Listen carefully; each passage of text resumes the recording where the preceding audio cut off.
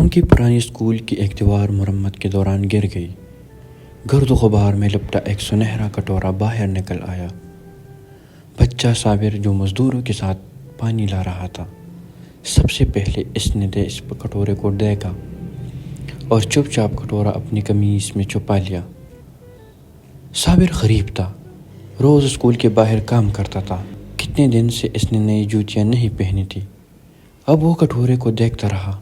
کیا یہ سونا ہے؟ اگر بیچ دوں تو امی کا علاج بھی ہو سکتا ہے، مگر دل میں ایک عجیب سا بوجھ تھا۔ اسی رات صابر کو خواب آتا ہے۔ ایک بوڑھا شخص کہتا ہے، یہ سونا تمہارے امتحان ہے، نیکی کی راہ چنو۔ صابر ہڑبڑا کر اٹھا، پسینے میں شرابو، مگر خواب کو خواب سمجھ کر وہ کٹورے کو اور گہری جگہ چھپا دیتا ہے۔ صبح وہ کٹورے کو دیکھ کر دیکھتا ہے، نیچے سنہرے لفظ کند آتے، امانت ہے، آزمائش ہے، جزا ہے۔ صابر حیران ہو جاتا ہے، یہ کس کی امانت ہے اور آزمائش کیسی؟ اب وہ بات چھپانا مشکل محسوس کر رہا تھا۔ استاد رشید جو اسکول کی نگرانی کر رہا تھا، نوٹ کرتا ہے کہ صابر کچھ پریشان ہے۔ کیا تم نے کچھ دیکھا تھا دیوار کے نیچے؟ صابر فوراً انکار کرتا ہے، مگر اس کی نظریں جھک جاتی ہے۔ رشید صاحب کو کچھ محسوس کرتے ہوئے مگر خاموش رہتے ہیں۔ صابر شام کو پرانی کنویں کے پاس جا کر کٹورا نکالتا ہے۔ چاندنی اس پر پڑتی ہے تو ایک عجیب سی روشنی نکلتی ہے۔ وہ کٹورے کو دیکھ کر، کیا اس میں کوئی جادو ہے؟ اس لمحے ایک سایہ جھاڑیوں میں ہلتا ہے۔ ایک نوجوان لڑکا سلیم، جو محلے کا مانا ہوا شرارتی بچہ تھا، سامنے آتا ہے۔ یہ میری دادا کا ہے، مجھے دے دو۔ صابر ڈر کر پیچھے ہٹتا ہے۔ ثبوت دو۔ سلیم صرف ہنسنا ہے اور بھاگ جاتا ہے۔ صابر کا دل اور الجھ جاتا ہے۔ اس رات صابر کو دوبارہ خواب آتا ہے۔ اب وہی بوڑھا شخص کہتا ہے، سلیم سچ بول رہا ہے، مگر اس کا حق ابھی نہیں، تم نیکی کے دروازے ہو۔ صابر جاگتا ہے اور دل میں فیصلہ کر دیتا ہے۔ صابر اگلے دن مولوی صاحب کے پاس جاتا ہے۔ اگر کسی کو خزانہ ملے تو کیا وہ اس کا ہو جاتا ہے؟ مولوی صاحب مسکرا کر کہتے ہیں، اصل خزانہ وہ ہے جو دل کو ہلکا کرے، نہ کہ بھاری۔ صابر کا دل اور ہلکا ہو جاتا ہے۔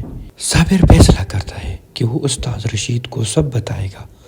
اسکول پہنچ کر سب تفصیل بتا دیتا ہے۔ رشید صاحب خاموشی سے سنتے ہیں، پھر کہتے ہیں، بیٹا اب ہمیں جاننا ہے کہ سلیم کے دادا کون تھے۔ رشید صاحب گاؤں کی پرانی کچی لائبریری میں جاتے ہیں۔ کتابوں میں وہ پاتے ہیں، سلیم کا دادا حکیم برکت اسکول بنانے والوں میں سے ایک تھا، اور اس نے ایک سنہرا کٹورا عطیہ کیا تھا جو کھو گیا تھا۔ صابر اور رشید صاحب سلیم کو بلاتے ہیں۔ جب حکیم برکت کا ذکر ہوتا ہے، سلیم کی آنکھوں میں آنسو آ جاتے ہیں۔ دادا ہمیشہ کہتے تھے، خزانے سے بڑی نیکی ہوتی ہے۔ اب تینوں کی آنکھیں تم گئی۔ صابر کٹورا نکالتا ہے اور سلیم کو دیتا ہے۔ یہ تمہارے دادا کی نشانی ہے، اب تمہارا حق ہے۔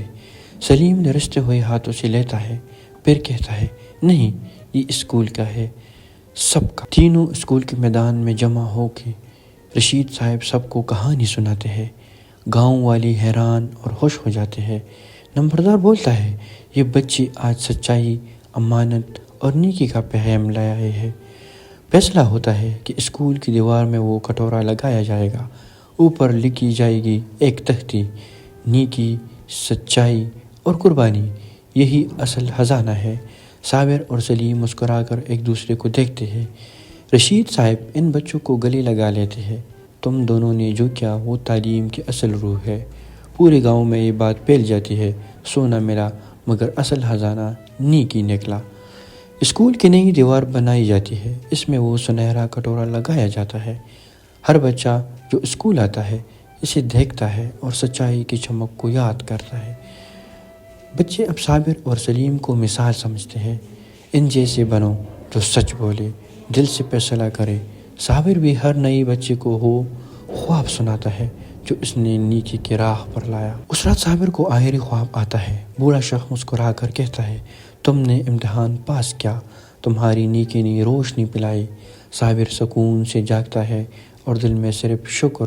اسکول کے باہر تختی چمک رہی تھی، بچے کھیل رہے تھے استاد پڑھا رہے تھے اور صابر دل میں سکون لے بیٹھا تھا۔ اس نے جان لیا تھا اصل خزانہ سچی نیکی اور قربانی ہے جو کبھی ختم نہیں